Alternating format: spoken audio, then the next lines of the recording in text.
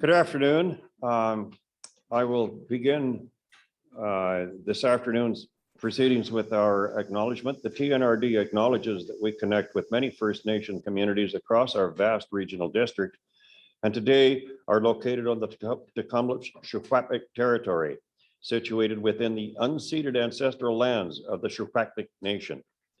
The TNRD appreciates the partnership that we have with Tecumseh Secwepemc and respect the territory and land upon which we gather today.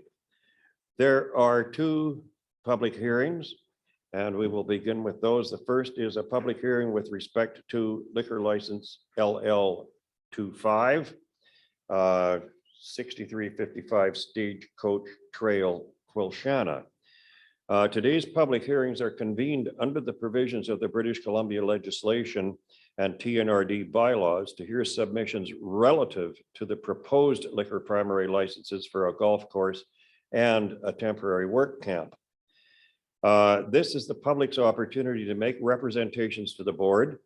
All persons present who believe that their interest in property is affected by the proposed licenses shall be given a reasonable opportunity to be heard. I would ask those members of the public who wish to speak to please commence your address to this board by clearly stating your name.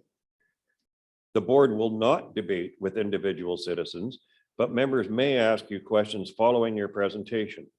This public hearing is to listen to your views, thus no one will be discouraged or prevented from making their views heard. So with respect to liquor license application LL25 for a liquor primary license to provide liquor service from 9 a.m. until midnight, 7 days per week, to the outdoor fairway areas and putting greens at Sagebrush Golf Club, 6355 Stagecoach Trail, Quilchana. Madam Corporate Officer, are there any written submissions? There are no written submissions, Mr. Chair. Thank you. Is anyone here who wishes to speak or to make a video submission with respect to this application? For the second time, is there anyone here or online who wishes to speak or make a video submission with respect to this application? And for the third and final time, is there anyone present who wishes to speak, or is there anyone online who wishes to make a video presentation respecting proposed liquor license application LL25? Seeing none, I will declare this public hearing closed.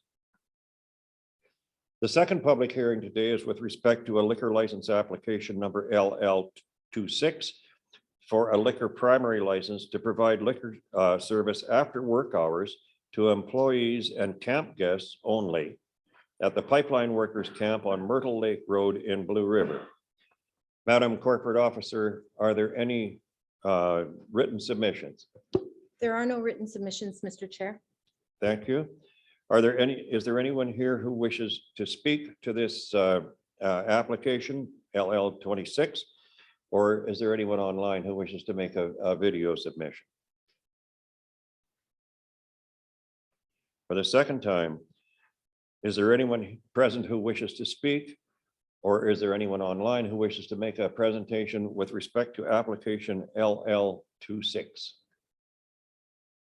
And for the third and final time, is there anyone present who wishes to speak to application LL26, or is there anyone online who wishes to make a video presentation? Seeing none, I declare this public hearing closed. That brings us to chair's announcements. And this week, the Film Commission is attending the Creative Industries Week in Victoria. The Film Commissioner, I'm sorry, not the commission. And Creative Industries Week covers books, music, magazines, motion pictures, as well as interactive and digital media. This is a good networking opportunity for our new film commissioner, Gareth Smart. The romantic comedy Loving Spoonful. Gee, I thought that was a rock band, wasn't it? Perhaps I'm dating myself. Yeah, that's the expression. The romantic comedy Loving Spoonful is getting ready to start filming on May 24th in Kamloops and in the surrounding area. And the Vancouver International Film Festival has partnered with the Kamloops Film Society.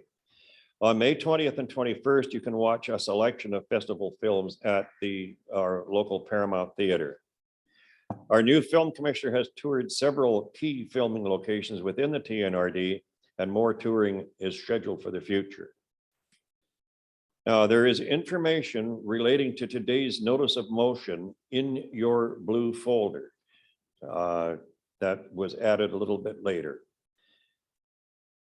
In terms of upcoming meetings and events, June 2nd to 5th is the Federation of Canadian Municipalities Convention. And in that regard, I was just notified by our CAO, Mr. Hildebrand, that Director Quinn, who is scheduled to attend that event, is unable to attend. It's our understanding that the arrangements that have been made and the fees that have been paid are non-refundable. So if there is any director who wishes to attend FCM in Regina in place of Director Quinn, please notify Katie and she will make the necessary arrangements. The 16th of June is the regular board meeting. And on June 17th, there's a meeting of the Committee of the Whole. In your blue folders today, apparently, is only any mail that you have directed to you. So are there any additions to or deletions from the agenda? Director Rothenberger. Just a heads up, Mr. Chair, under item 7.1, which is the zoning bylaw amendments, I'd like to move an amendment when that comes up, and I understand that has to be done before consideration of third reading. So if I can just have an opportunity. I'm sorry, that was 7.1. 7.1. Okay. If you could confirm the process on that, I assume I could do that after consideration of the public hearing report and Yeah. before moving third reading. I think that's the way it's supposed to work. Sounds reasonable to me, Madam Corporate Secretary. That Director Rothenberger is correct. okay? I'm expecting to hear from Ms. Zilkova on that as well, so.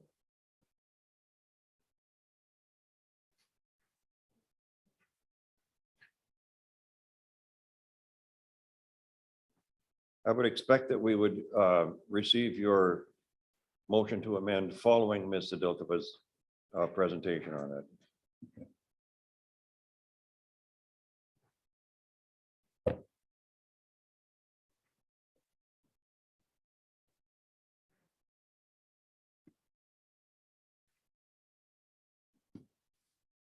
And thanks for the heads up on that, Director Rothberger.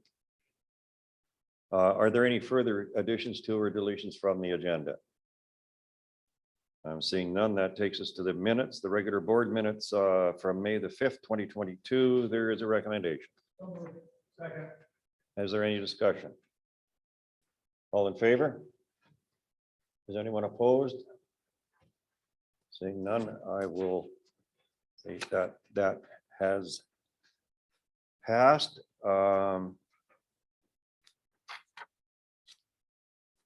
That brings us to delegations and invited presentations, and there is a presentation from a Mr. Huber from the 70 Mile House Volunteer Fighters Association. Mr. Huber, did you wish to come forward and speak? I think there's arrangements made with a microphone and such. Thank you, Mr. Chairman. The 70 Mile House Volunteer Fire Department. It's on, it's my throat. Is requesting the TNRD board to amend a resolution of 2018 where the collection of taxation revenue for the fire department by the regional district was terminated effective the end of the 2022 taxation year. We're making this request because we believe the board erred on 3 accounts with respect to its decision. 1, the funds the TNRD sends the fire department is not a grant, but rather the collection and submission of taxation revenue agreed to by the residents of 70 Mile. For this service, we pay the TNRD a 3% service fee. 2, the board does not have the unilateral authority to cancel a referendum agreed to by the residents of the community. Only the community residents have that authority. And 3, the board made this decision under the advice of its lawyer that jurisdiction for legal matters pertaining to services by the fire department rested with the TNRD, and it is our submission that it is not. The law clearly states that legislation that where a city, town, regional district, or society is deemed to be the body having jurisdiction, that supersedes jurisdiction by the regional district. And we submit that the authority therefore resides with the volunteer fire department. Therefore, we're requesting that the board amend its resolution of January 2018 to exclude volunteer fire departments organized and managed by recognized societies for the purpose of fire protection of its residents. And to that effect, if you require a legally signed document, we would consider it. That's our presentation, Mr. Chairman. We would welcome questions from any members of the board. Thanks very much, Mr. Huber. Does anyone have a question for Mr. Huber? Director Singh. Sure. Can we ask a question of staff at this point or just of the presenter? Just want to ask a question of staff, actually. Thank you, Mr. Huber, for your presentation. I just want to get some clarification from staff about that resolution in 2018. May I ask that question or should I wait until after? I have the resolution here. I think it would be appropriate. I think there's obviously going to be some discussion with staff and among staff with respect to Mr. Huber's presentation today. And I think it would be appropriate for you at that time, Director Singh, to Thank you. to approach staff with it. Director Stamer. Thank you, Mr. Chair, to Mr. Huber. Mr. Huber, what does the volunteer fire department use for funding now? We currently get $30,000 per annum on taxation revenue. And then we fundraise on the side and we apply for grants from various bodies, for example, Fire Chiefs Association of British Columbia, BC Gaming, that sort of thing. And as a supplement, Mr. Chair, and how many volunteer firemen are in We your? have 10 currently registered volunteers and we have 8 others that are starting to be going into training, but we're not putting them on the books until they have had the training. And those 10, they're certified? They are in the process of completing the last 4 of the courses for certification. Thank you. Thanks. Are there any further questions for Mr. Huber? I'm not seeing any. I can assure you, Mr. Huber, your comments will be considered by staff and undoubtedly at some future time in the near future by the board as well. So thank you very much for coming today and voicing your If I may, concerns. Mr. Chairman, just one thing.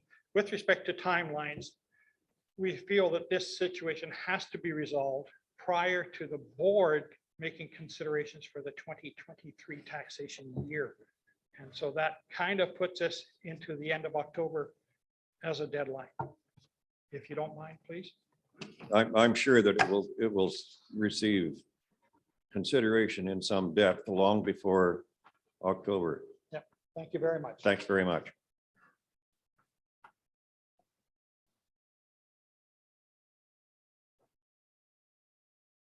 That takes us to bylaws from the public hearings.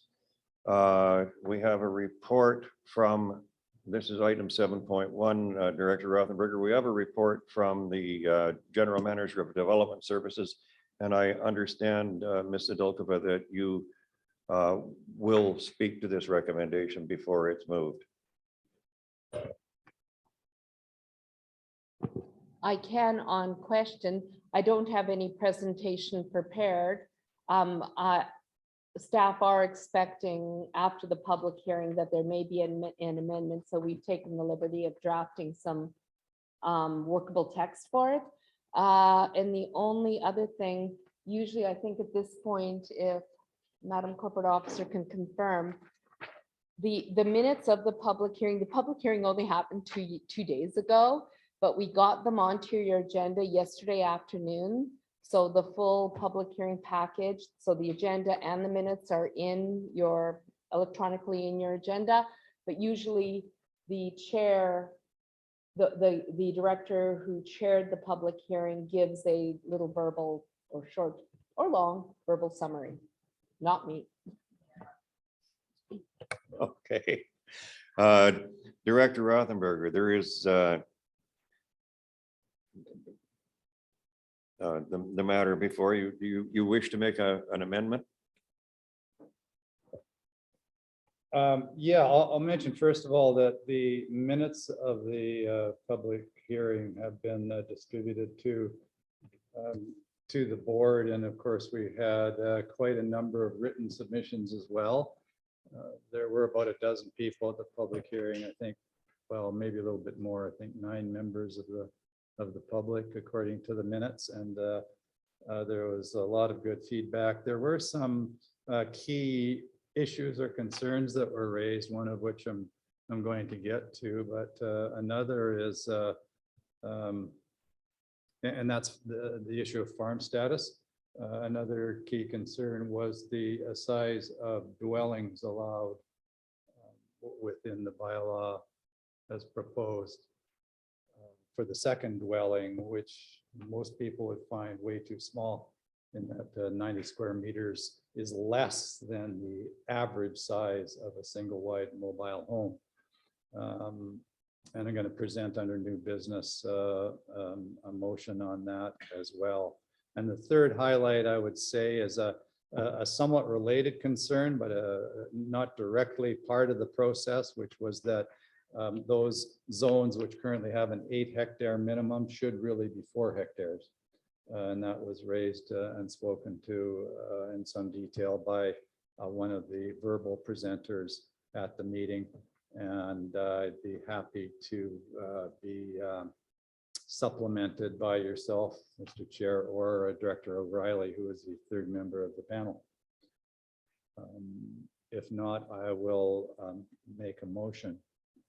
And that is simply that Class 9 farm status be removed as a requirement for adding a second dwelling.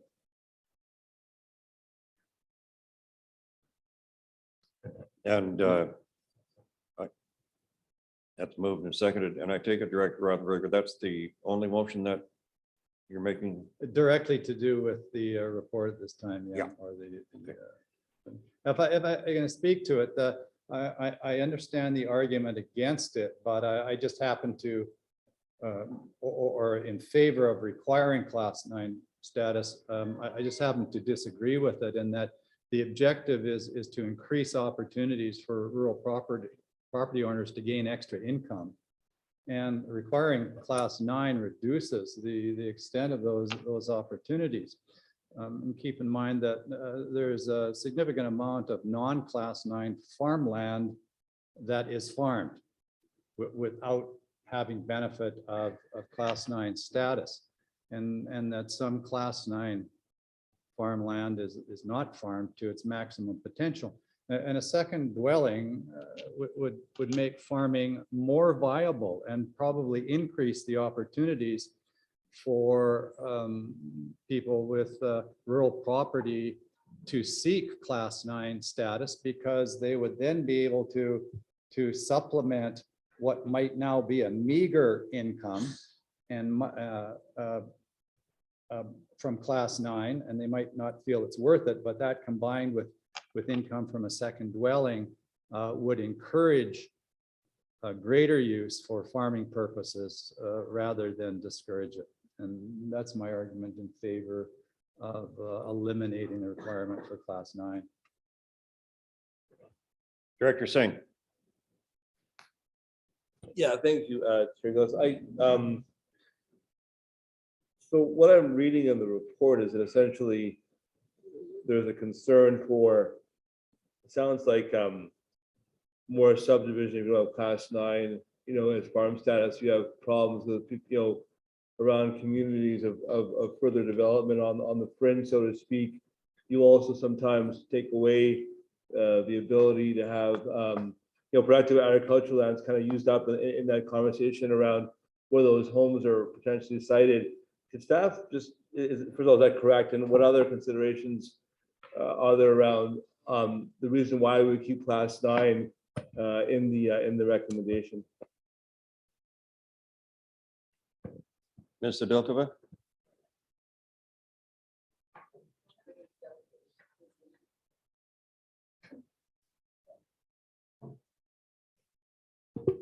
Again, we did anticipate that there would be some discussion about that because this has arisen in the past. Our bylaw, since even before the Agricultural Land Commission was formed, so since 1972, for that second dwelling has required class 9. So, and it's why, originally 1972, I can't really speak to, I haven't done the research to know what they were thinking, but I believe that it is to encourage farming, and it was for farm help, so it kind of came as a package. Then it also, the reason why this bylaw amendment was recommended and read first and a second time as it was recommended with the class 9 was because this is something that the ALC had recommended to us. It's something our Agriculture Advisory Commission had recommended to us. So it's, although it's a soft recommendation, as I told Director Rothenberger, there's other things we feel much more firmly about, but this is something that can be argued both ways. And a lot of people at the public hearing this Tuesday did argue it, convincingly, that why it should be allowed even on non-farm. The difference is that they're absolutely, I'm surprised, we had delegated the hearing because we thought more people would show up. This is a very substantial change to our zoning bylaw. I'd say it's much more substantial than some of the tinkering we've done with other items over the years. And so allowing it outright, in the past, it was always tied, like I said, to farm assessment. It was tied to parcel area. It was tied to a covenant. And it was either, so we have two cases of it, one for farm help and the other one for assisted living. And we seem to be changing our bylaw a lot depending on what the ALC determines. Yeah, the planning issues I seen, they resonate with me a lot, but there also this question around, you have here that 2 dwellings on a parcel drive land costs up. And so that sort of like, seems to me to kind of, Dr. Rodberg said it may be cheaper than a farm, but then it becomes potentially more expensive, the land, if you have the 2 dwellings, because it becomes more of an attraction for people to actually not farm and just simply live there. Is that kind of the thinking there? That is the case. So it's both, it drives the cost up, but it can make it more affordable for a mortgage with the help of revenue income. Again, that also can be argued both ways. So really it is, I believe, a board decision. More than anything, I gave you the reason for staff recommending to keep that. also, if you have farm assessment, or if you're in the ALR with farm assessment, and it can be, you can have a farm assessment outside the ALR, and you can be in the ALR with no farm assessment. So there's all kinds of different circumstances that can happen that will definitely impact land price. But if I may, looking at land use, I think is what you're charged with. Who knows how land values are impacted.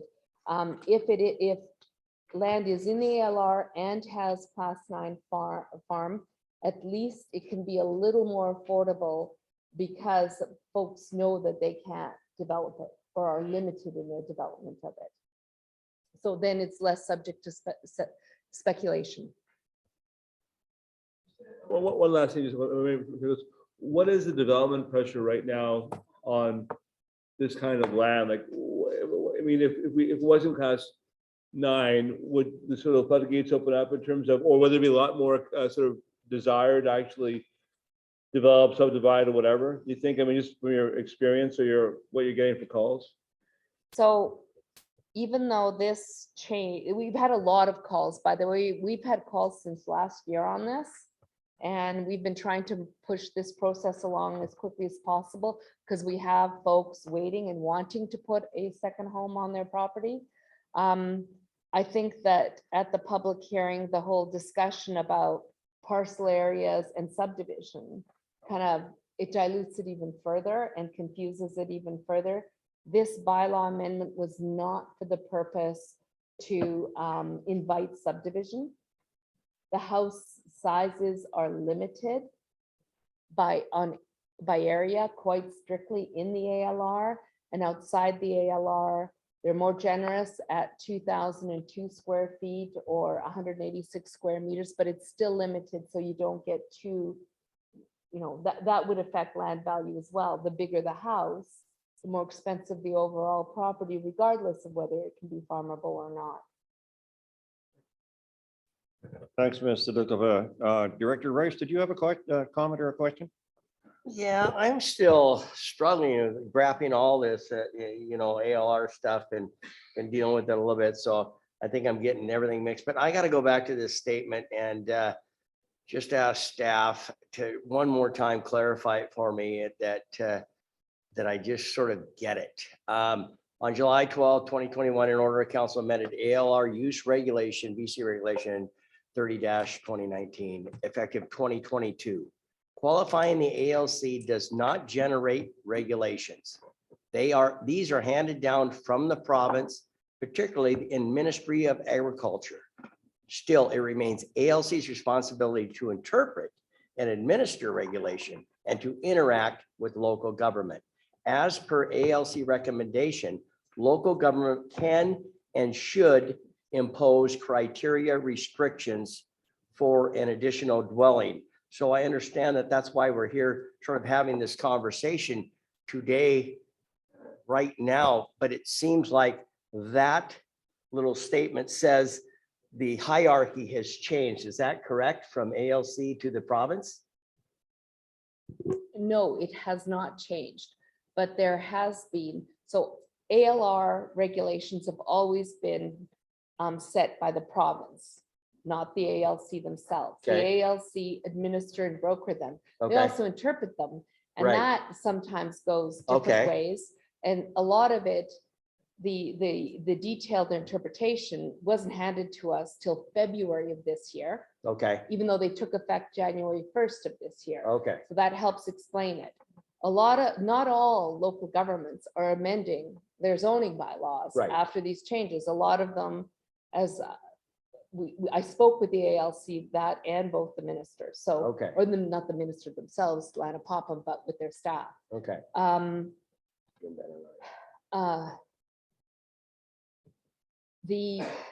What we heard, we had a workshop with the ALC, and they very clearly said they really encourage local governments to require class 9 farm assessment.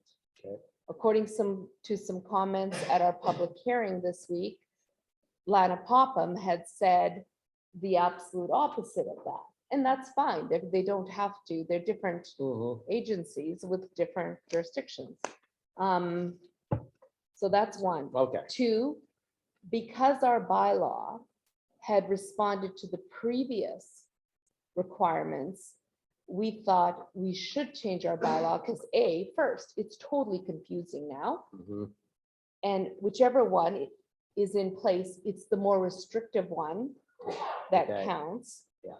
So we want our zoning bylaw to work with, that doesn't necessarily mean repeat everything that's in the provincial legislation, but at least concord with sure, the changes that have been made. The changes that have been made, because again, in 2019, they completely eliminated the possibility of a second detached dwelling. right, There was opposition all over. There was protests in Victoria. So then they went away, looked at all of it. Then they came back in July of last year and made this very significant change to just allow it outright. Okay. Not tie it to family or farm help, which was the case before. However, they definitely restricted the area.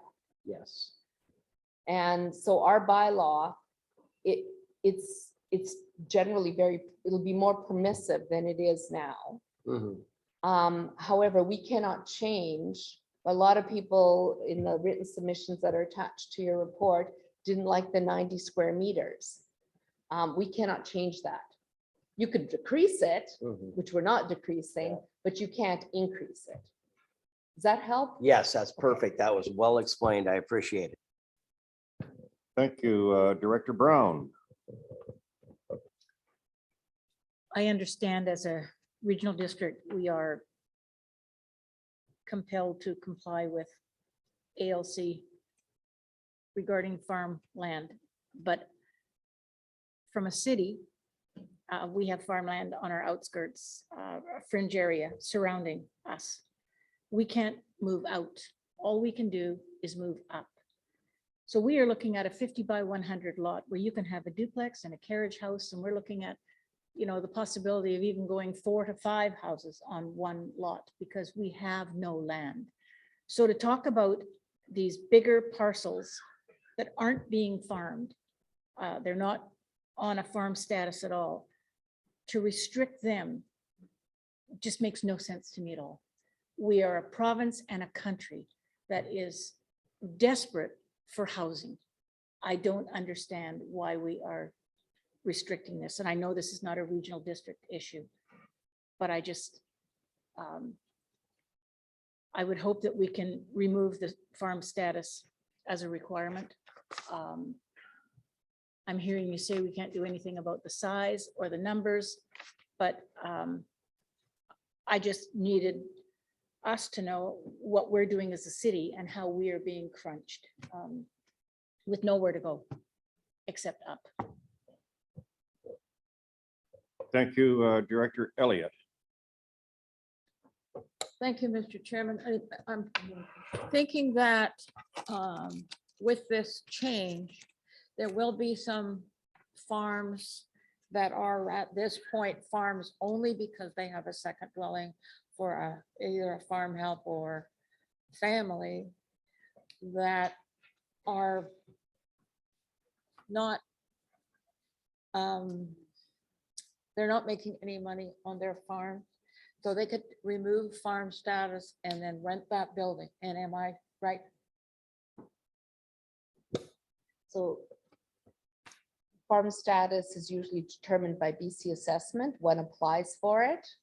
Oh, yeah, I know Yeah. that, but you can get rid of it too. That's not Well, my you could lose question. farm status, but this came up at the hearing. If somebody got a second dwelling and got it approved, had farm status, and then for whatever reason, for example, when a property transfers, or if a farmer stops farming for health issues, age, what have you, we have not required the dwelling to be decommissioned or removed. But technically, under the bylaw, we could. That has not been the pattern since over the last 4 decades. Okay, but under this new, you would never require that to be moved. So if it's allowed without the farm assessment, then those ones would be grandfathered in. Thank you. Thank you, Director Duty. Thank you, Chair. Well, I've got to be really careful here, really, really careful. But I'm confused at the same time. So from what I'm hearing is that land that's in the ALR can either be class 9 or not class 9. And from what I understand, it can be treated differently then too with respect to what can or cannot be done. I believe that's against the original intent of the ALR. And is that something that we as a regional district can go to the province with and say, look, this doesn't make any sense. You guys, number one, you're trying to protect farmland. And now on the other hand, what you're doing is you're encroaching upon it by bringing development into it, albeit small development. So I guess my question to you is that actually the question is more to Director Rothenberger is what is your actual intent with the motion? Director Rothenberger. Thanks, Chair. Well, as I attempted to say in my remarks after moving the motion, that the intention of allowing a second dwelling and removing the requirement for that second dwelling be used only by a family or farm help is to provide an opportunity for the property owners to earn extra income, to open up that opportunity. But the current requirement restricting it to class 9 kind of sets up a double standard there on that purpose. If you have class 9, you're good to go. If you don't have it, well, too bad for you. And as I said, in my view, eliminating the requirement for class 9 may well encourage agricultural development of that property because it provides a greater overall revenue. There's probably no way of proving that until it's done, but that's my view of the effect of it. So to answer your question again, it's simply to provide more economic opportunities for the property owners. And as has been mentioned, there's also the issue, of course, of housing availability. And this would also help address that, whereas restricting the class 9 would limit it. Okay, supplemental if I may. Given that answer and given the tone of this topic, I'm going to recuse myself from the rest of this conversation because that would have a direct bearing on what I could do with my land. Thank you, Director Duty. Is there any further discussion? Director Rice. Yeah, it's not exactly related, but as we have these conversations about ALR stuff, and I think I'll be recusing myself maybe afterward. I say this also because it does impact me also, but keep in mind, this is the 50th anniversary of all the mapping in this province, 1972, okay? So when you're basing these decisions on a very inaccurate, very outdated map of our province, it is a problem.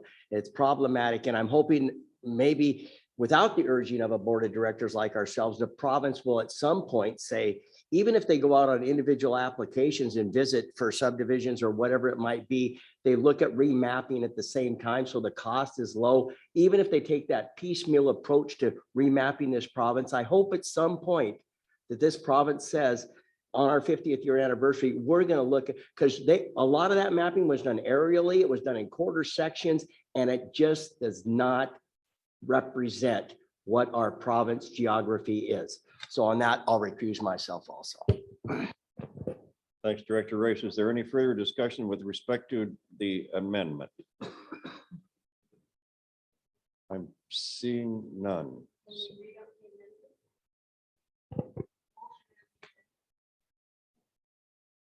Well, the recommendations before you, I think.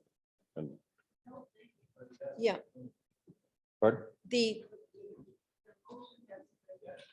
motion, the amendment has been moved. The motion for the amendment has been moved and seconded. Yes, it has. It is to amend bylaw 2758 to remove subclause A from provision number 3 of bylaw 2758, thereby eliminating the requirement for property to hold class 9 farm assessment in order to enable a second detached dwelling. I didn't know I said all that, but I like it. I like it. It's good. Director Singh? Just quick point of order here. I think Director Rice, although I love him, did something that was kind of wrong there. He shouldn't have said something like that and then left room on a conflict of interest. So I think that just a little training for all of us. We shouldn't be making our point and then making a conflict this declaration and leaving the room. It should be done and then you leave the room, because that was obviously not done the right way. He may not know that. I'm not sure he has not, but I think it's good for a refresher for all of us, because that was a little uncomfortable to kind of plug your ears up while he was talking. Thank you. I think you're right. Is there any further discussion with respect to the amendment? Director Rothenberger?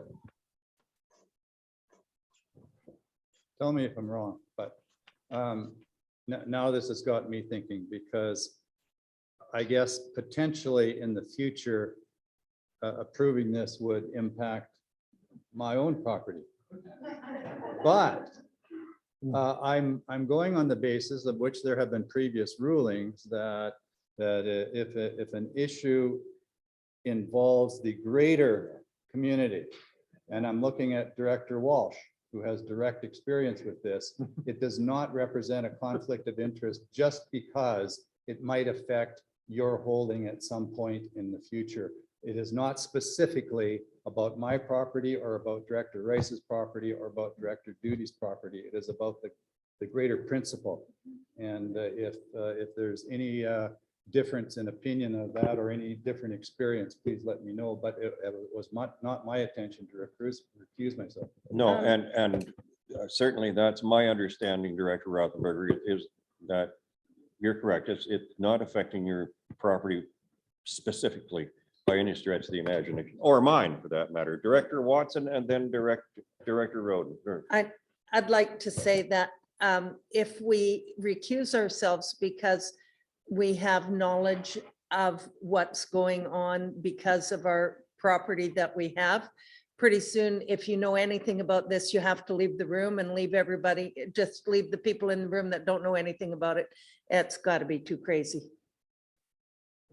If I may, Director Roden. Mr. Chair, excuse me, Mr. Chair, if I may, Director Rothenberger is correct. Thank you. I thought so. Director Roden. I just wanted to say we had this in Ashcroft recently. Two of our council members own restaurants in town, and we were looking at the utility rates for all the businesses in town. And we actually took legal opinion to find out if they had to recuse themselves, or three own restaurants in town. So that would have left us with only two people to discuss it. And we found that no, because we were discussing the utility rates for all of the businesses in the community, not just restaurants, they did not have to recuse themselves because they were part of a larger group. So, quite right. Director O'Reilly. Thank you, Mr. Chair. Given this discussion that we've just had, should we be recalling Director Rice and Director Duty?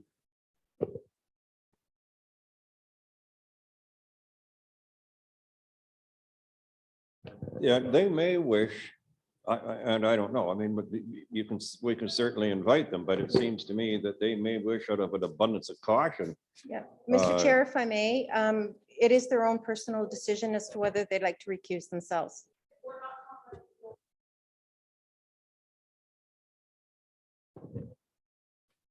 And Director Rice and Director Duty, Madam Corporate Officer has said it is your personal decision as to whether you wish to recuse yourself out of an abundance of caution. But the consensus and as we understand the law is that you're not required to recuse yourselves, because the bylaw that's under consideration and the amendment that's under consideration do not affect your properties specifically. They're the general property of within the regional district. But could it be perceived that we would gain anything by this? None whatsoever? Okay, fair enough. We think you're safe. Okay. Is there any further discussion with respect to the amendment? I'm seeing none. All in favor? In support. Opposed?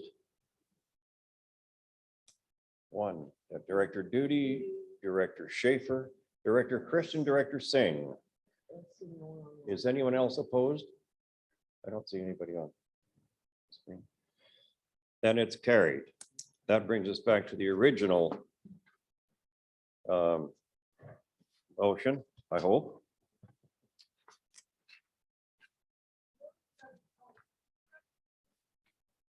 No.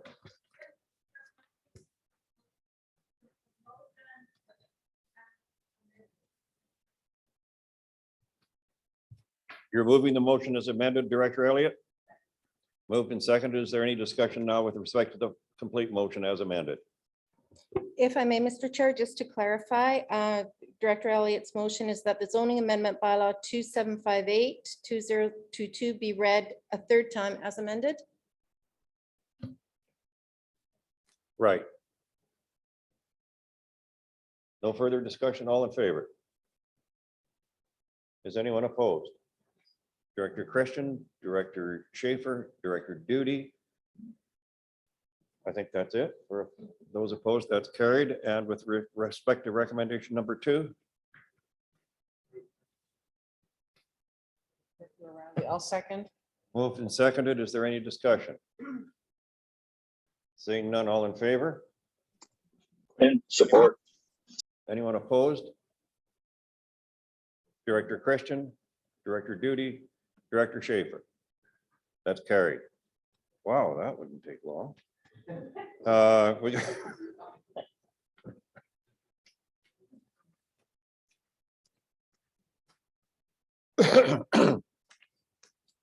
So with respect to item number 8.1, Agricultural Land Commission application ALR 200. There is a recommendation that the subdivision application be recommended for refusal. Director Rothenberger. Mr. Chair, I'll move that the application be recommended to the Agricultural Land Commission for approval. I'll second that. Moved and seconded. Somehow I suspect there might be some discussion. Director Rothenberger. Start off, Mr. Chair. It's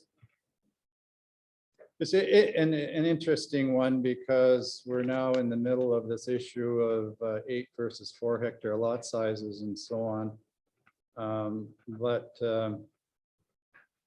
the ALR or ALC says that the selling part of the parcel to raise capital for agricultural support is not common, but to me, that's not an argument against the proposal.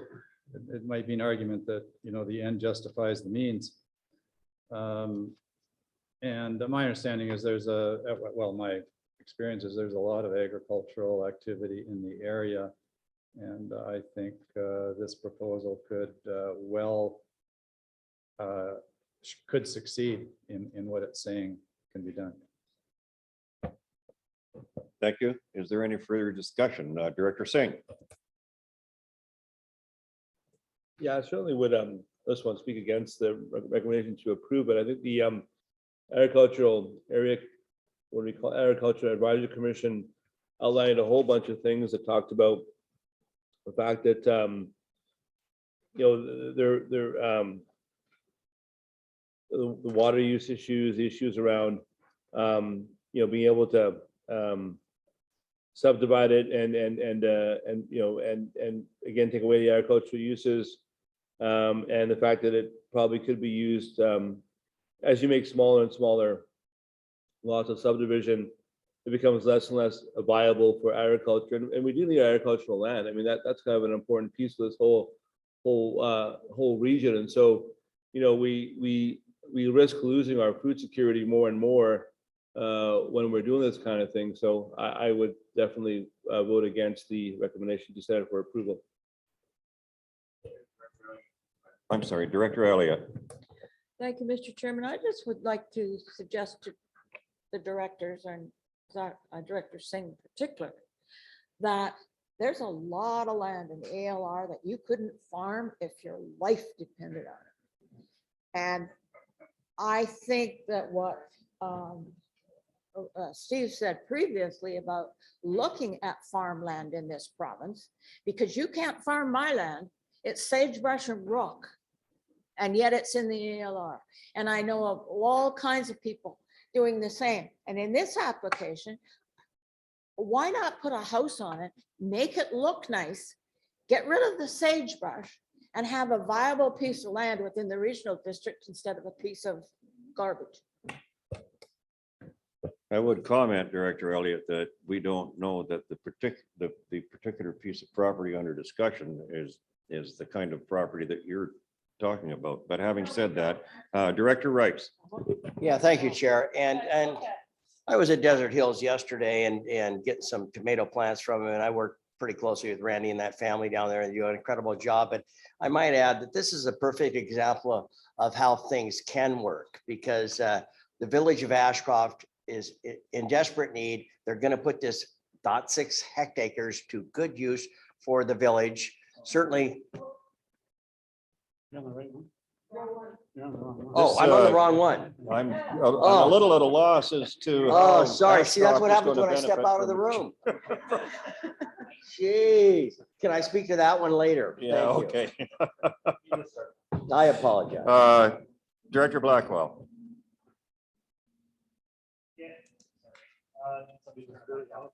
Oh, that's me. Thank you. Just a question to staff through the chair, if you don't mind. Just a clarification on the CN, the use of this previously as a CN ballast pit. That's just basically storage rock for railway, the stuff that goes underneath the ties and stuff. Yeah. Yeah, so it's not contaminated or anything along those lines. Thank you. That's all I needed to know. Okay, with respect to Director Singh.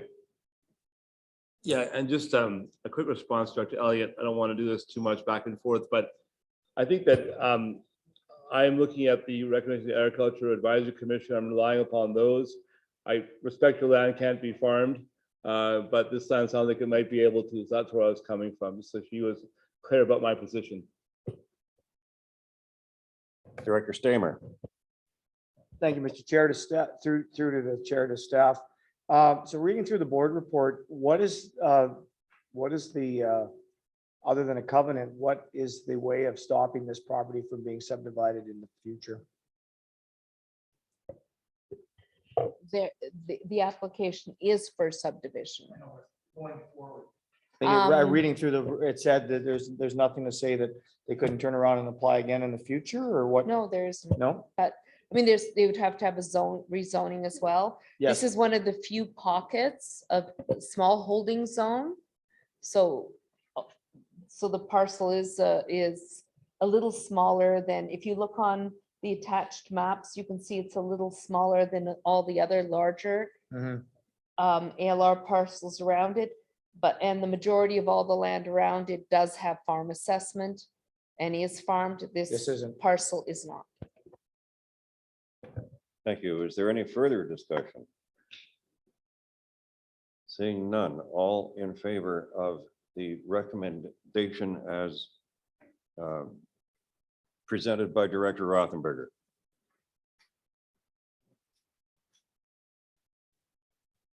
Opposed? 1, 2, 3, 4, 5, 6, 7, 8, 9. Maybe even 10. 5, 6, 7, 8, 9, 10. I have 10. Madam Corporate Secretary, maybe we should. Could you read out the just names, please? We have 10 opposed. Do you know how many we have here today? Let's do all in favor again, Yeah. and we'll count those up. Okay, so we have in favor, we have Elliott, Schaefer, Watson, Gillis, Rothenberger, Walsh, Bass, Swan, Stamer, Rain, Laird, O'Reilly. And on the screen, we have in favor Quinn and Tallarico. That's I would say 14. it carries.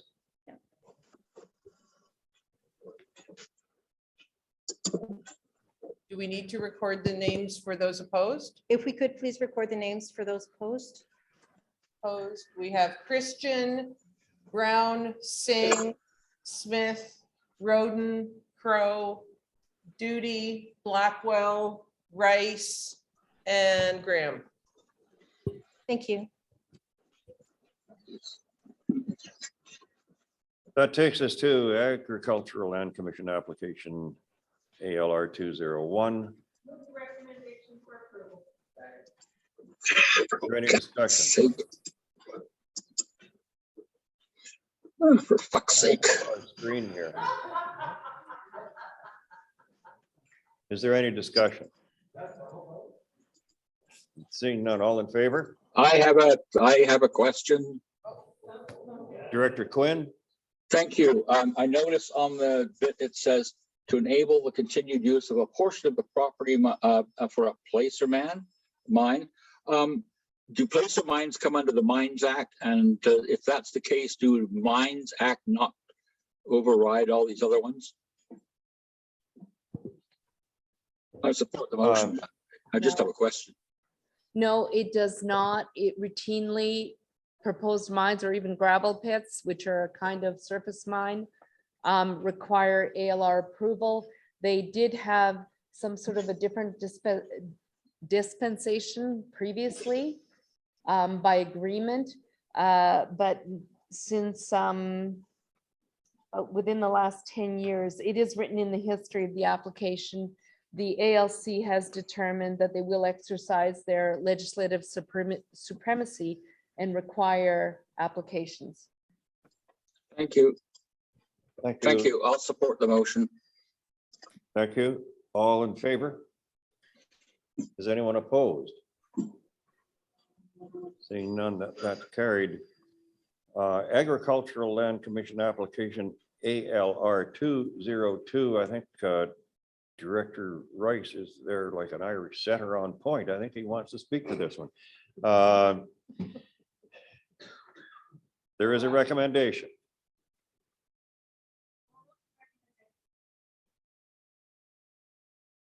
I'll second.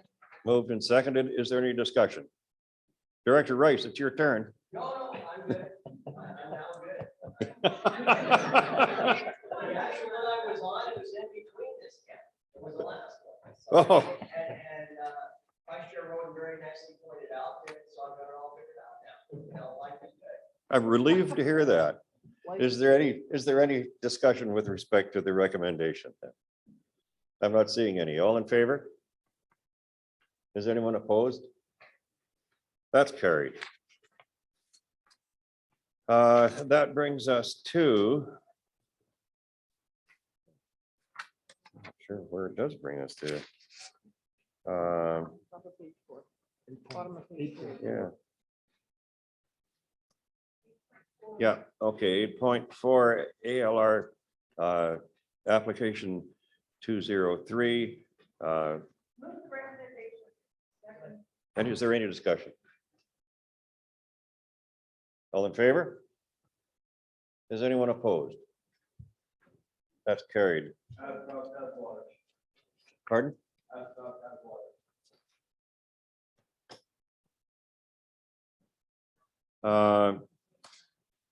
That takes us to reports.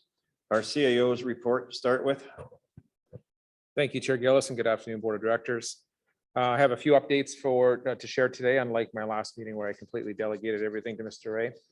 I would like to start by formally introducing Casey Stein. Casey's sitting right back here next to Jamie.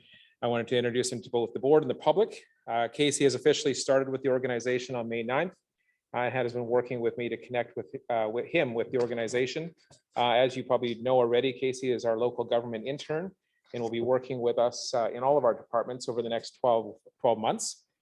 Casey comes from the great state of Texas and has completed his schooling at UBC Okanagan over the last number of years and is looking forward to a career here in BC. I look forward to many projects, research, and communication with our team and the board of directors. So welcome to Casey.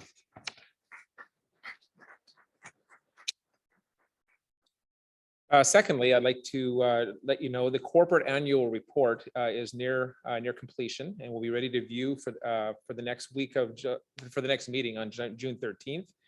Copies will be handed out to the directors at that board meeting on the 16th, and the public will have access to physical copies of the report and will be able to read the online version of those on our website.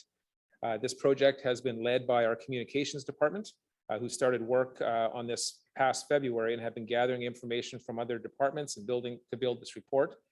The annual report will help, of course, inform residents on TNRD projects, services, financial information, and raise awareness in general of the work that we do as a local government.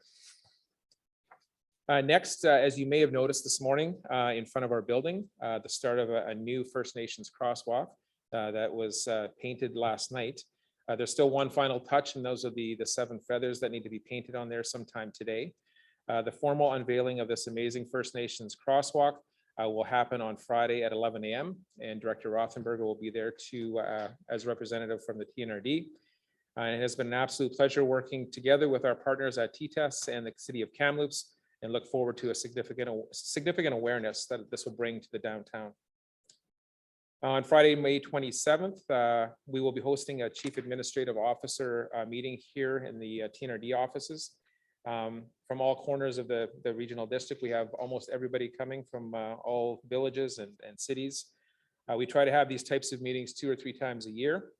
The topics on this particular agenda are the upcoming the elected officials orientation meeting for November 4th, some GIS mapping services, 911 service, planning services, and emergency management discussions. So we are looking forward to this meeting. And then finally, election information videos for candidates are now available on our website. And it's a great tool to better understand how the process actually works. The Ministry of Municipal Affairs has created these 4 informational videos about what to expect before, during, and following general elections in BC. And they include an overview of general local elections, who the participants are in general local elections, the candidate nomination process and requirements, and then voting and taking office. So I wanted to share this publicly and also let the board members know that if you're getting questions from constituents, please feel free to direct them to the TNRD website. Our Chief Election Officer, Ms. Campbell, is also available for a one-on-one discussion if potential candidates have further questions about the role itself. And that's all I have for today. Thank you. Thanks, Mr. Hildebrand.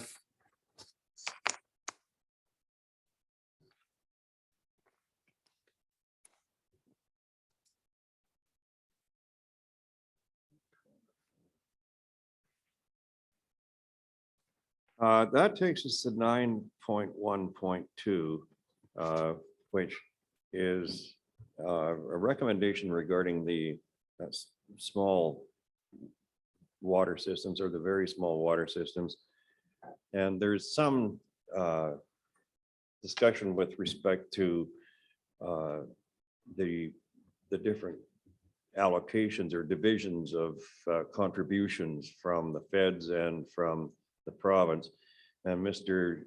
Devlin is going to speak to that, but perhaps we could just have someone move the recommendation first, and then Mr. Devlin's comments can be. I'll move number 1 of the recommendation. Thank you. Mr. Devlin, did you want to comment on this before, so that people who wish to discuss it will have a little better background? Yeah, I just have a very short comment. The question was raised at the committee meeting, Utilities Committee meeting in April, when this issue was discussed at length. The question came up was when looking at the funding assistance that's been provided to the utilities, water utilities owned by the TNRD over the past 5 years, what the comparison is between federal funding and provincial funding in terms of where those dollars originate. So we went back and looked at that, and I just wanted to report back on that question. I think it originated from Director Singh, if my memory is right.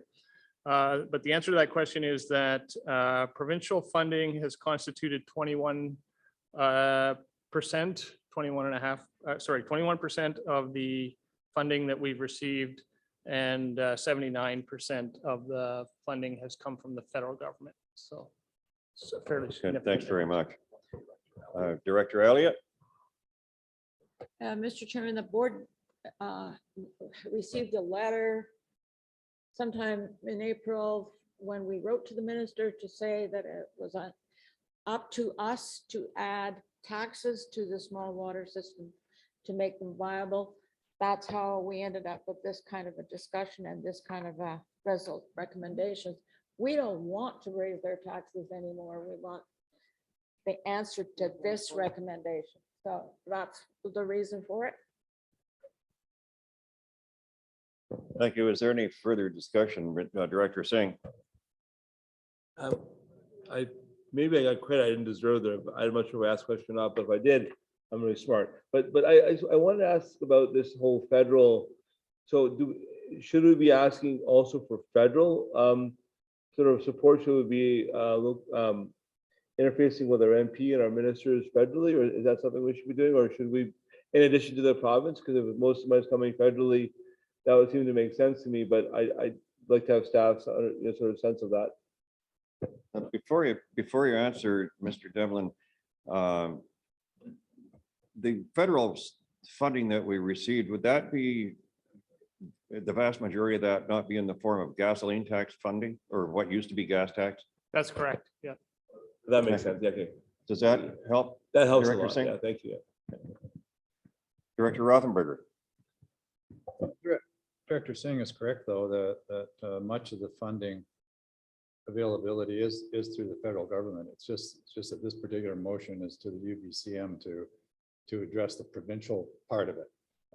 A good example of federal provincial is the Pritchard water system and the $5 million grant that we received, 100% to fund that water treatment, but that is a combination of federal and provincial responsibility. So we should probably look at the federal end of it very soon as well. Director Singh? And just so, I mean, I think that obviously Canada Community Building Funds now, the former Gas Act, to try and get that name right, is under the control of the local government. It's under the control of either the EA directors or staff or with criteria, obviously, so that's fine. If we wanted to add some advocacy to, or some discussion with the federal government, we could do that through FCM, which obviously I'm still on the board of. So do you want to add that on to the recommendation? Can I make that as an amendment? No, I think that's possibly a discussion for another day, because this recommendation deals solely with bringing the matter to UBCM so that we can hope to get some support from the province on a regular basis on these things. Yeah, the letter that Director Elliott referred to also suggested that we amalgamate our water systems. And I thought that'd be kind of unique. You know, we can amalgamate Savanaugh with perhaps Bavenby or somewhere. Director Laird. Thank you, Mr. Chairman. Is this funding strictly for capital works, or is this to do with operational expenses? Mr. Devlin? It would actually be both. The analysis that we went through and presented in detail to the Utilities Committee looked at both capital and operating expenses. And when we put some numbers in terms of where we thought the financial shortfall, how large that is, we made two scenarios. We assumed that 60% or 80% of the capital costs for the necessary improvements, going forward would be covered under some form of grant or gas tax. And so did not apply any potential assistance with regards to the operating funds. Thank you, Director Laird again. My concern is if we start supporting operational expenses to maintain a water system, just a lot of people in this room run and operate their own well with no support from anybody. And when we start opening it up and saying, well, we're going to give this group here water for operating costs, where do you stop? Because I know the subdivision I lived in, I pay a substantial amount of money every month to have water supplied.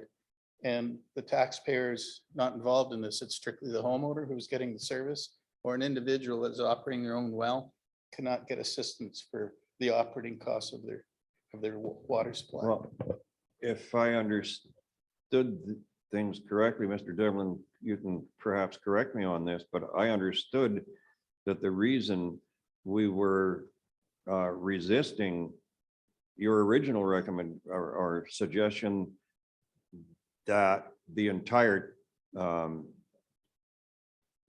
area of the TNRD support this, that I think the objection to that was exactly what Director Laird has referred to, wasn't it? Many people are already supporting their own water system, be it an individual or a small system somewhere else.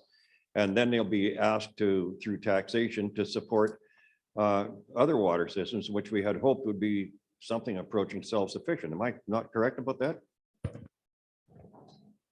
Yeah, the motion that was presented at the last board meeting, which was voted down, was more specific in terms of saying taxation on broader, to a broader tax base. This recommendation essentially is to ask the province to help find a solution, so much broader in context. Thank you, Director Elliott, then Director Singh. Thank you, Mr. Chairman. There are, what happens with regional districts is they end up taking over water systems that go defunct or that the water commissioner says is not viable anymore. So there's certainly improvement districts, water user communities out there that we may inherit. Once we inherit them, their operating capital all belongs to the regional district. So in not allowing that to happen would be that the government find a better way of financing them. Thank you, Director Singh. It's just, I've heard both you and Director reference this letter from the minister twice now, and obviously heard it at the committee level. I don't share the same concerns about the letter. I think that it's sort of the minister does say at the end that he understands the challenges and he's looking for his staff to do further research. So I'm very much in support of this motion because we'll have a chance now to actually give the information. But if we go into it already thinking the minister is against us, which I don't think is the actual intent of the letter at all, we're going to be in trouble going into a meeting like that. So just because of some of the comments I heard at the committee level and I'm hearing today, I just want us to go in there with essentially a can-do solutions-oriented focus, not like, because some of the things he said are kind of boilerplate things that the ministry always says. We all know that. So I think we have to go into it with an open mind and work with him to find solutions. The new minister, I think he's wants to work with us. Thank you. Is there any further discussion? Director Rice. Thank you, Chair. Yeah, when I brought this motion forward, it's much different now. But the whole thought was when I heard that all our water systems, which are under 500, and there's only funding for small water systems, which drops off at 500. Does that make sense to anybody that there's no avenue for any communities under 500 for small water systems? Small water systems right now bottom out at 500 or more people. We need to have an avenue. I may be mistaken. I believe all 11 of our water systems owned by the TNRD are under 500 communities, possibly, and even including in Savannah. But that being said, this just seems to me, this conversation will need to be started, and we shouldn't even be here at this time in our lives that communities under 500, I don't know how many are throughout the province. So, I very much support this, but I mean, it seems just like a no-brainer to myself that the province needs to look at avenues to get these small water systems some stream of funding through the regional district. Thank you. If there's no further discussion, then I will call the question with respect to recommendation number 1. All in favor? Is anyone opposed? Seeing none, that's carried. Move to, sorry. Is there any discussion of recommendation number 2? Seeing none, all in favor? Opposed, if any? That's carried. That takes us to regional grants and sponsorships, the 2022 intake. And I understand that Mr. Ray is going to speak to that. Yes, thank you, Chair. So this is the regional grants and sponsorships program that was established a few years ago, wherein We do, typically it's 2 intakes a year, and one in the spring and one in the fall, for groups that wish to apply for a grant, where the benefits are broad and not local in nature. This being an election year, the policy specifically says that we won't have an intake in the fall. So just for your information, this will be the one and only intake in 2022. There's an annual budget of about $20,000. And the requests we've received exceed that amount. So we provided you with the information in the report and the attachments about the particulars for each request. You can look at each one, individually. You could alter the amount they're asking for, provide a lower amount to stay within the budget amount. You may determine that some of them don't seem as regional in nature as you would like, and refer them to the electoral area directors to consider for funding out of their discretionary funds. There's a few different options. Thank you. There is a recommendation. Director Elliott? Thank you, Mr. Chair. Mr. Ray, can you tell me who or where Big Bear Child and Youth Advocacy Center is? Yeah, I don't actually have the full report in front of me, but Director Bass has their hand up. I can talk to you, explain that to you. It's located on First Avenue in Kamloops. It is a clinical setting for children who've been exposed to trauma. It works with the local police. There are various counselors who work out of there.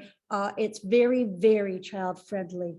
They work at the child's pace. Officers who go in to do interviews are not allowed to show up in clothing, and they're not Officer John. They are just John. No clothing. It's a service that wasn't being provided in the past, and it is just totally focused on children who have witnessed or been victims of violence. Thank you. Thank you very much. Thank you. Mr. Chairman, I also have one other thing. The North Thompson Fall Fair and Rodeo Association, as a general rule, has been funded through Director Kershaw and myself. Now, I realize he is not here today, but as Director Ray. Oh. Yes, I know. If there is some issues with the amount of this fund, I would be happy to take $2,500 out of my funds. How, I don't know how much you are short. I believe the total amount of the request was just a little over 29,000, and there's 20,000 in the budget.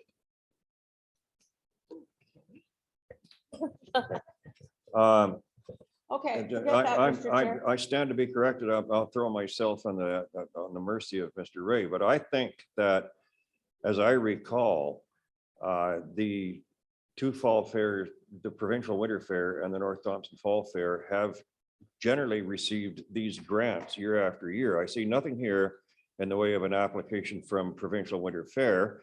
And it seems to me that historically, we have given each one of them, in recent history, $2,500. Is that not correct?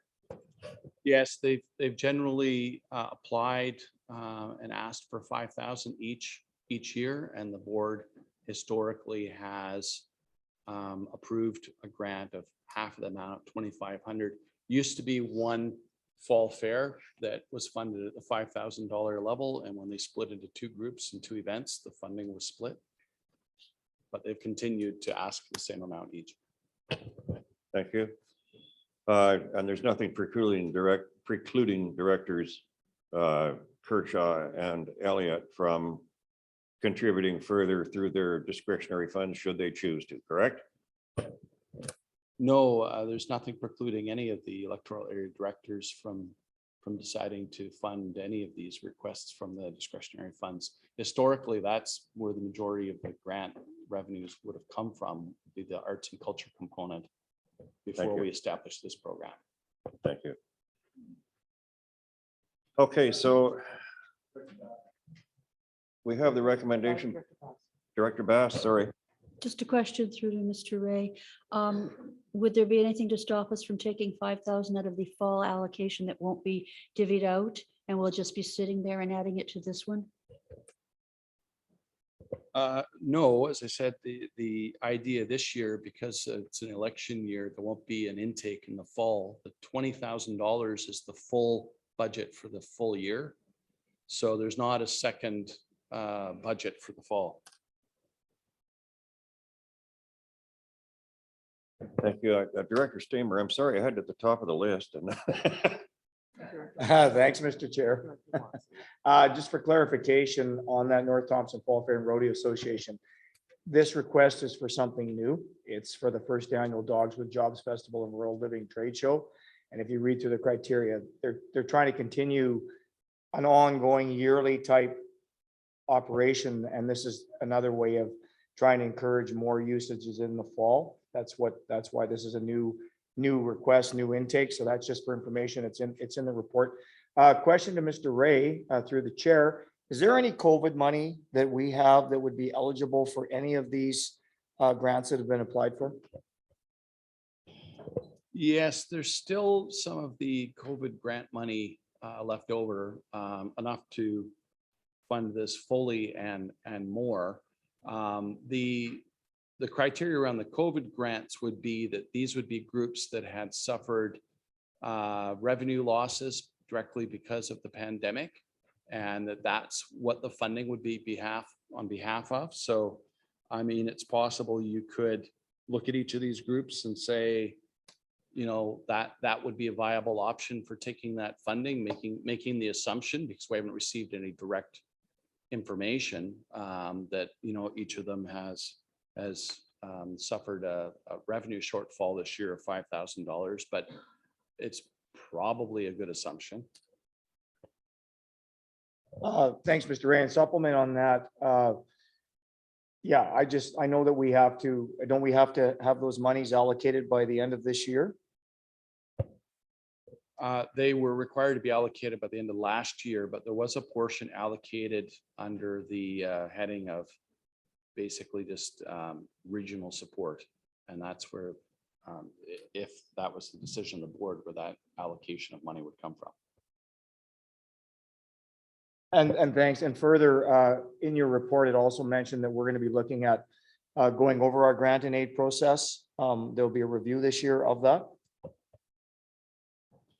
That is the intent. The intent is to bring a report forward to the board, likely the June meeting. Just to, you know, it's been a couple of years since this policy and this program was put in place, and there's been a variety of discussion in favor or not in favor of applications as they've come forward. And I thought it would be a smart time to just review the program and see if the board still likes the way it is set up, or if changes might be recommended. thank you, Director Watson. Yes, I'm wondering if the Nicola Valley Pro Rodeo Association has come to this forum before, or is this new, or have they been previously funded by the EAs that surround Merritt? Mr. Ray? To my understanding, they have not applied under this program before. Looking at, I think, if I remember correctly, it was 2019, the last year that they actually held the event prior to COVID. They have received sponsorship funding in the past from specific electoral areas, but not like the electoral area group as a whole, and not the TNRD as a whole. The supplemental, their request, or for their noting of communities that will benefit, has some municipalities but no EAs. So maybe they don't understand that their EAs might have the money. Director Roden? Thank you. Just regarding Director Stamer's note about the COVID money, I don't think that the first annual Dogs with Jobs Festival would qualify, because it's the first time it's been done. So it obviously wasn't affected by COVID in the past. And to Director Watson, I suspect that they probably don't understand what electoral areas are.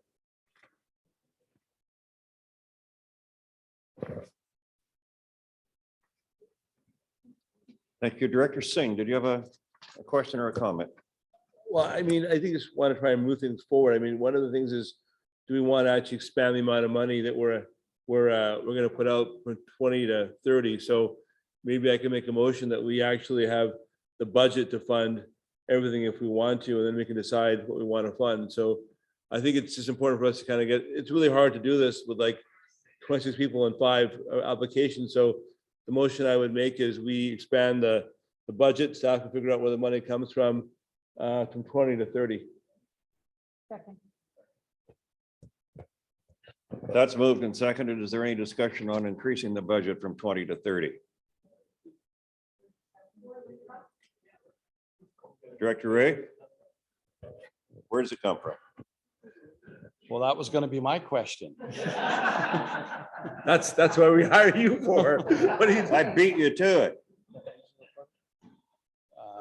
Do staff have any suggestions as to where it could come from? Well, traditionally, where did these $20,000 worth of grants come from? Well, we tax specifically for it, but we're not in a position to add to the taxes this year.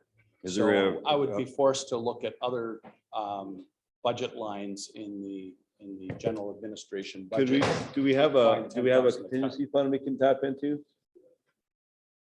Reserve fund? Well, there, as a last ditch effort, we do have operational reserves. We could make an amendment to the budget to take an extra $10,000 out of those Why not? savings. Okay, that's what I would suggest. So there is a reserve fund. Did I understand it? Okay, so we could handle this if this motion were to pass. Okay, Director Stamer. Thank you, Mr. Chair. Yeah, the reason I brought the COVID up, asked Mr. Ray, is that if we believe that we think these are well worthwhile grants and realizing, you know, some of the challenges that we had with COVID with all these other organizations, some may be eligible, some may be not. As Director Elliott had pointed out, she'd be willing to cut the North Thompson Fall Fair and Rodeo grant in half with her contribution. I was hoping that we could just use the top up with the COVID funds, that we could end up supporting all of these grants. This is the one time only this year. We're going to be looking at how we go with grants going forward for next year, with the new directors, and then that's how we would come up with the difference between the 20,000 and the 29, whatever it is, minus the 2,500 from Director Elliott.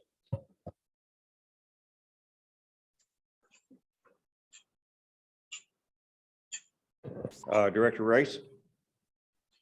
Yeah, and sort of along Director Stamer's lines, thank you, Chair. You know, looking at these, is the North Thompson Fall Fair, as a quick question, and rodeo, is this their first year, did you say, Director Stamer, or is this, have they done this? It's a first year for this event that they're asking for the funding. I mean, I'm not a member of the Fall Fair, but Okay, I understand it's a continuation of, they're trying to get back on their feet. I know that this will okay, be the first year of the Fall Fair in 3 years. okay. And that would just help them, but it's great that Director Elliott is able to help support it, and I'm sure Director Kershaw would if he could, and then maybe we can bring it to his attention. And if we agree to this and he's able to kick in $2,500, it'll be $2,500 less than we have to pay as a board. So looking at this, my point is, looking at this is, actually, if you just took Nicola Valley Pro Rodeo and the North Thompson Fall Fair, obviously impacted by COVID, they couldn't have them. So, I mean, they didn't get any income for the last 2 years of COVID. So that's $10,000. You throw the other 4 in there, you're about what, $74 or $76 short of 20,000. So you could just basically fund those with the reserve COVID fund the other ones fully and stuff like that, and they could use their discretionary funds for something else. Because those are the two that stand out to me that would definitely have lost money during the 2 years of COVID, because they simply didn't hold the events. Are Director we Brown? discussing the increase to the $10,000? Is that what we're discussing, or who's going to get what? The motion is. We're increasing- supposed to be discussing the $10,000 increase to $30,000. Thank you. And then we can go back to the individual applicants and their requests. Director Quinn, are you speaking with respect to the $10,000 increase in the lot. Just a question on the funding. Is this grant, regional grants funded by just the electoral areas or the board as a whole? To you, Mr. Chair, Mr. Ray, please. Through the chair. Yeah, this program is funded by the TNRD, the entire TNRD as a whole. Okay, thank you. Thank you.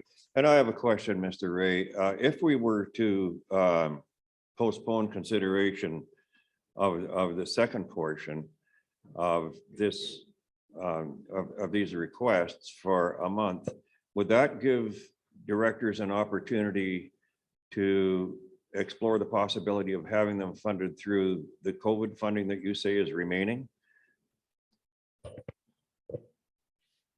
Yes, I mean, I don't know that a postponement is necessary. If you gave us direction to look at each of these and determine which ones might qualify for the COVID funding, we could take direction to fund it from that source and make up the remainder that wouldn't qualify out of that existing $20,000 budget if the desire was to fund them all to the amount they're asking.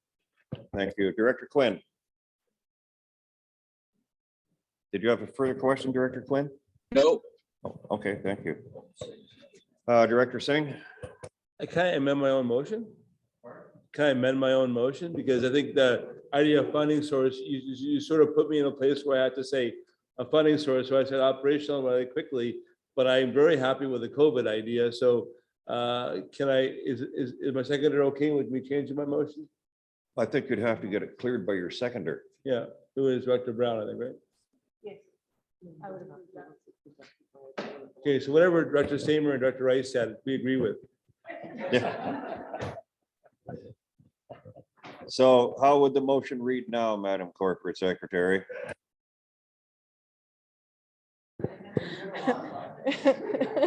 Yeah, it was written for me the last time. I think if the motion has been, okay, the motion would be that we would fund. Some help? Yes, I do want some help. Thank you.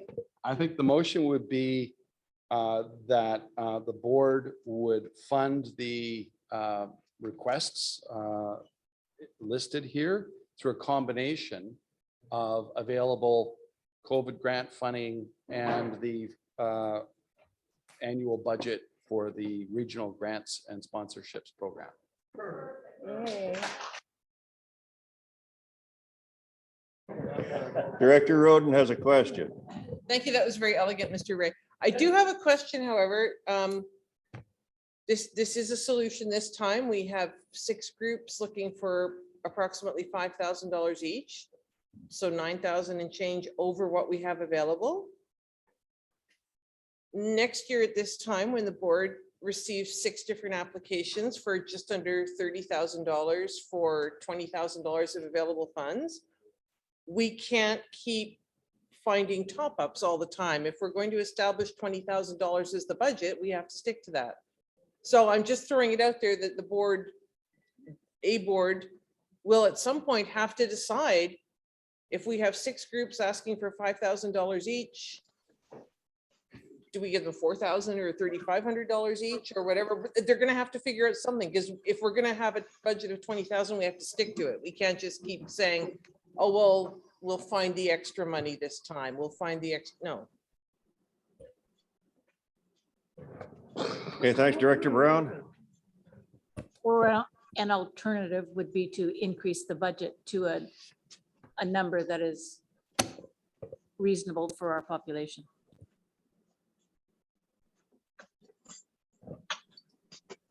Director Swan. Could I make a friendly amendment that this be for this year only, and then we review it before the next time people come looking for grants? That would be acceptable.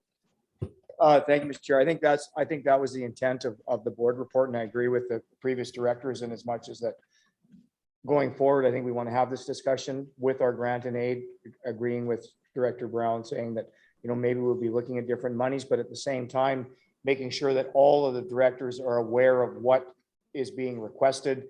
And if there's other avenues of funding, whether it's EA or whether it's municipalities and we can, all work together on this and not sort of get surprised at the last minute and then have to figure out a way to top it up. So I totally agree with that comment.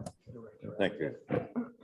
Director Quinn now and Director Elliott, and then Yep, I'm going to. thank you, Mr. Chairman. I'd just like to point out that next year there will be 2 intakes. At the time of discussion of increasing the budget would happen at budget time. Mr. Ray pointed out this is a one-time only this year because of the election. Thank you. Thank you. And Mr. Ray, we're revisiting the grant and aid program anyway, so that would happen, I presume, before the next election.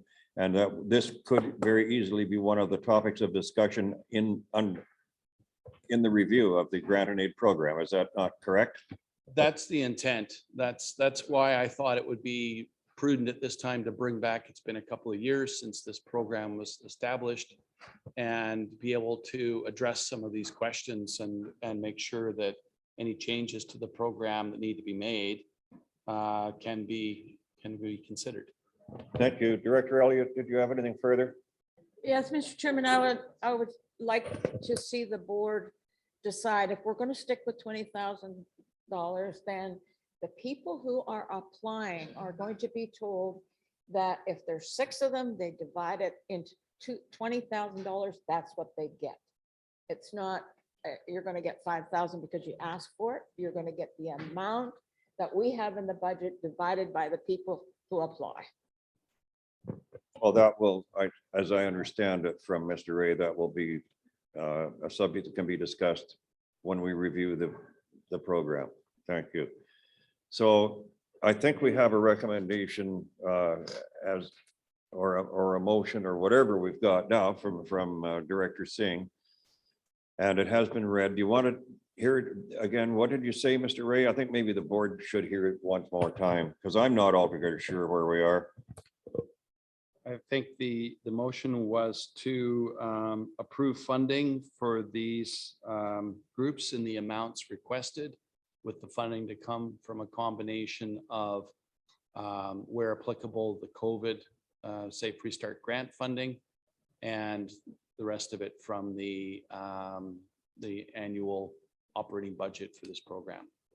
So would I understand that For to this mean? year only.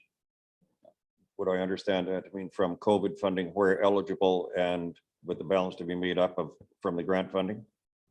Thank you. Okay. All in favor? Is anyone opposed?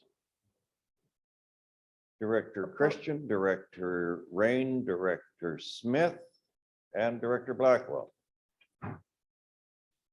That's carried. Okay, so is there an appetite for a break at this point? It's 3 o'clock. We still have a bit to do.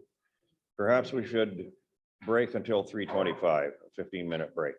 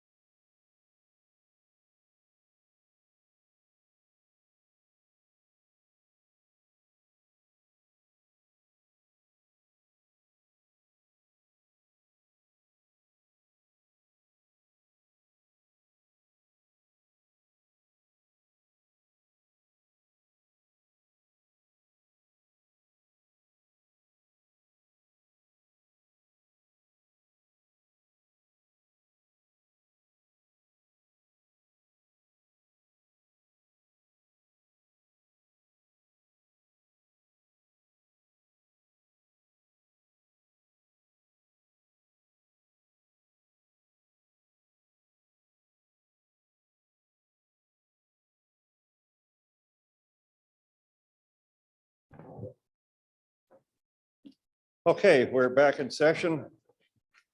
And we are to 9.1.4 liquor license LL 25. There is a recommendation and I've been informed that it's one recommendation. Move the recommendation. Is there any discussion?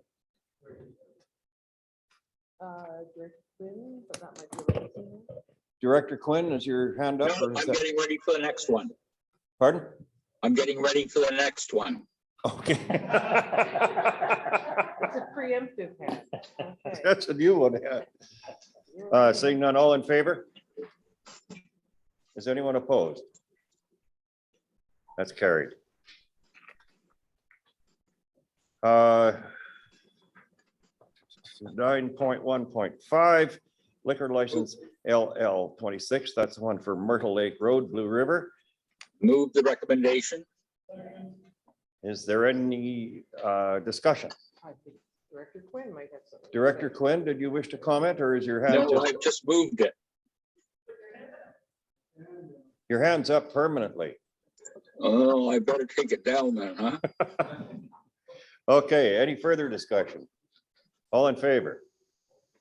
Is anyone opposed? That's carried.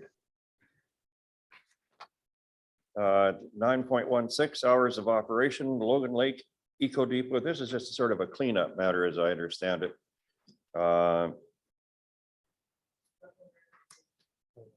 There is no recommendation, right? There is a recommendation for the Black Pines Transfer Station for road infrastructure update.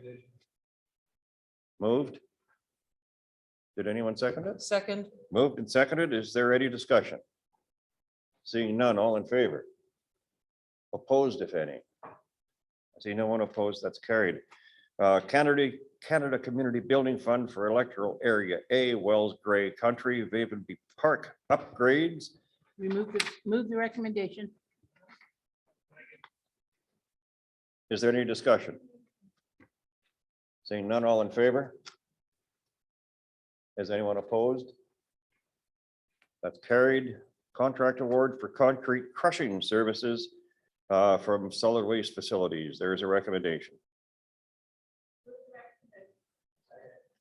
Is there any discussion? Seeing none, all in favor?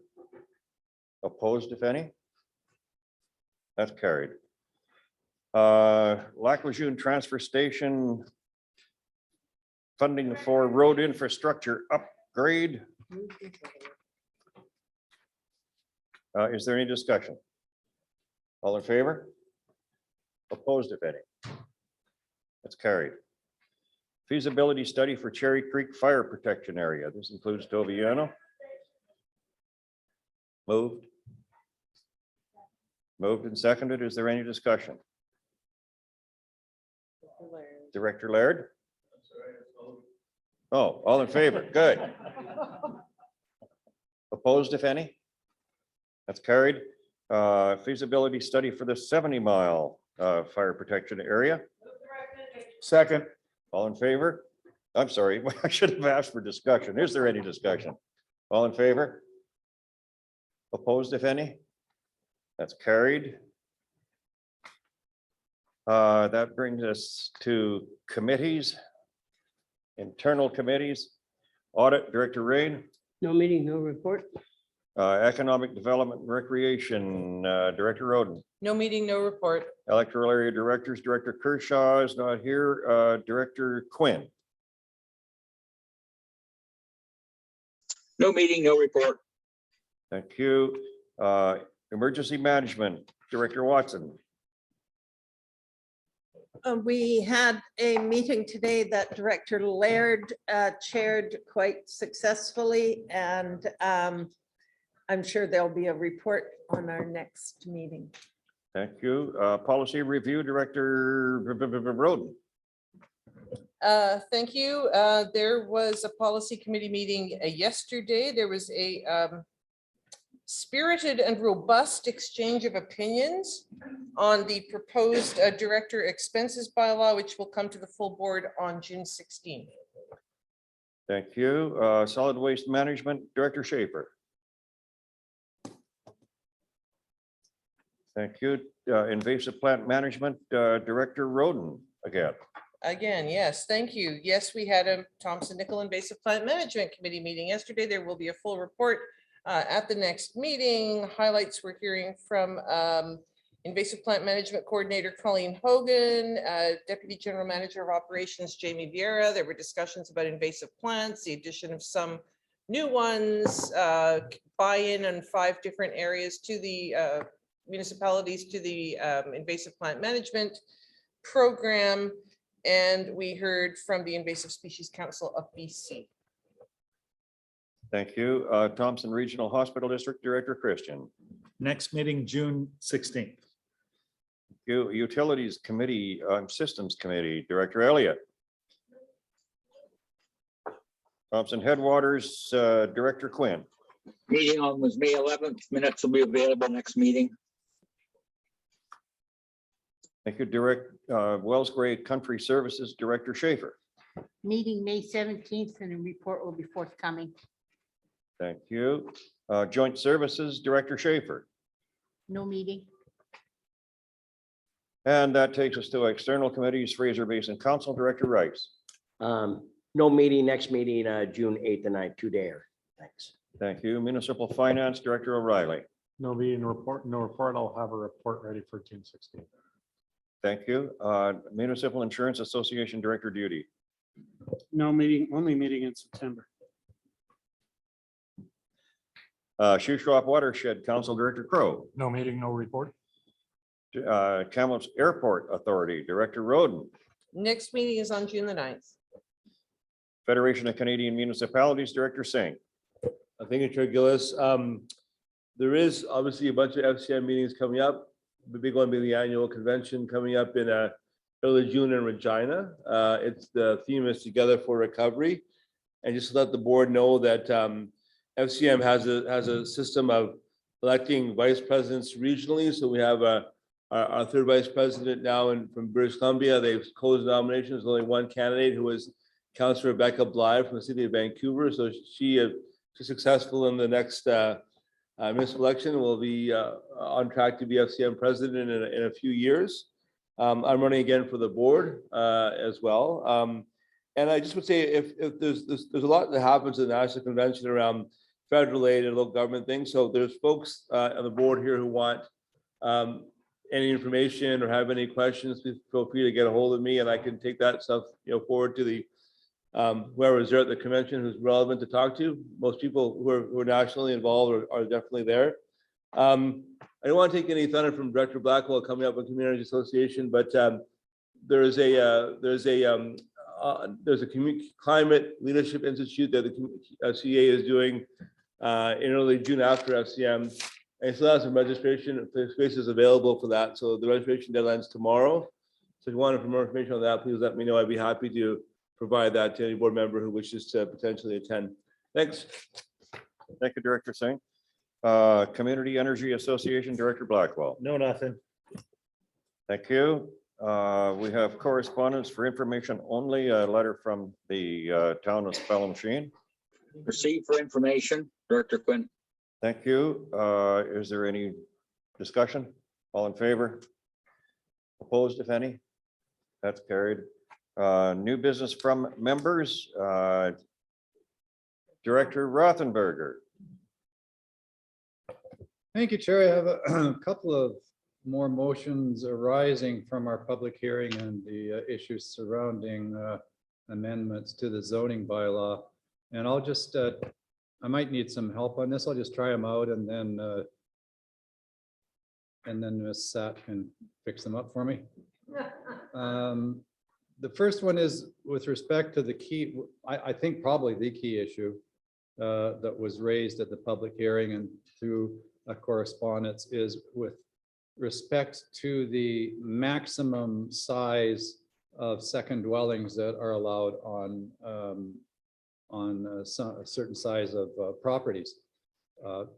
The ALC says 90 square meters must be the maximum, and as Ms. Sadilkova has told us, we aren't able to change this on our own, and the way to try to get it changed would be to go through the UBCM to get support there, through to the provincial government to to resolve that. And the problem with that is that it's a very tight size. Mr. Google tells me that the most common size for single wide mobile homes in North America is 100 square meters, and the LC has set the limit at 900. So that has the effect of, 90, yeah, what did I say, 900? Yeah, well, 90. And that has the effect of severely limiting the opportunities. So I'd like to move that the board request staff to draft a motion to the 2022 UBCM convention that the provincial government be urged to increase the 90 square meter dwelling size in ALR lands. Second.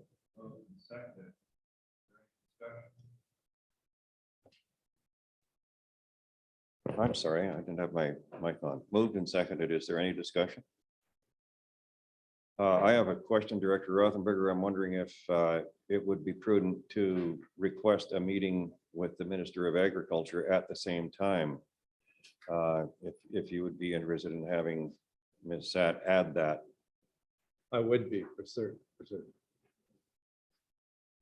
So So if I may, is that Mr. an amendment?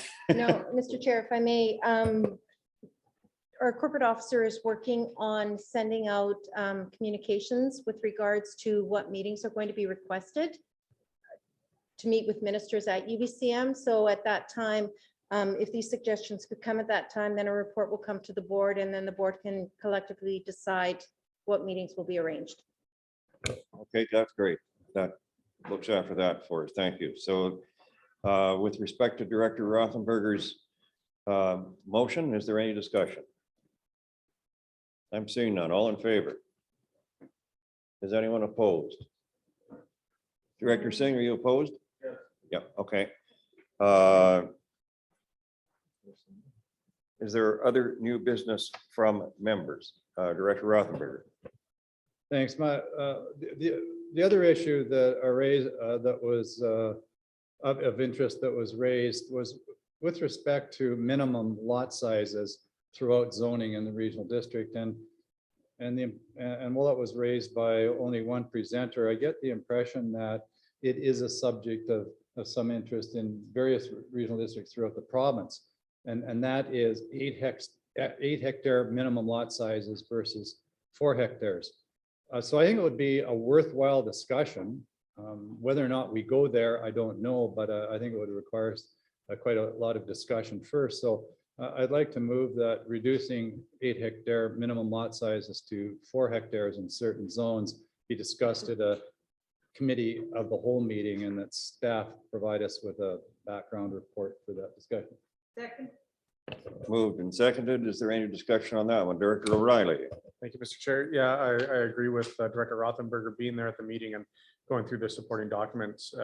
It's very worthwhile of this board discussion, whether we move ahead or not, but to have comparative regional districts as well lined up for us, because really we don't know other than 3 that were presented in that report to us to get an idea where we actually sit throughout the province on that. And so I'll definitely be supporting this thinking. Thank you. Is there any further discussion? Seeing none, all in favor? Opposed, if any? No one's opposed. That's carried. Is there any other new business from directors? I'm seeing none. There is an item that's not on your agenda, which is a notice of motion. Director O'Reilly. Thank you, Mr. Chair. If you want, I'll just read the therefore portion. Yes, please read the, no. Okay, and as it's written in the 3rd line, it should read, and whereas the TNRD is one of the largest regional districts, and that will be updated when it's circulated electronically. So therefore, be it resolved that a working group be created that will be made up of a maximum size of 12 directors with a minimum of 3 municipal directors and a minimum of 3 electoral area directors. The working group will work with staff to report back to the board with a recommendation of either initiating a restructure, which may include adjustments to TNRD boundaries and or dividing the TNRD into 2 regional districts, or leaving the boundaries, the size of the TNRD as is. The working group will have a recommendation brought to the board within 1 year of the creation of this group. You'll also notice in your folder supporting documents for this notice of motion, and those are the guiding documents from the province of British Columbia. Thank you. Thank you, Director O'Reilly. Takes us to question period. I see no one in the gallery, nobody offering questions. So that brings us to the closed meeting. We need a motion to go into closed. In favor? Carried. We will take a 5-minute break and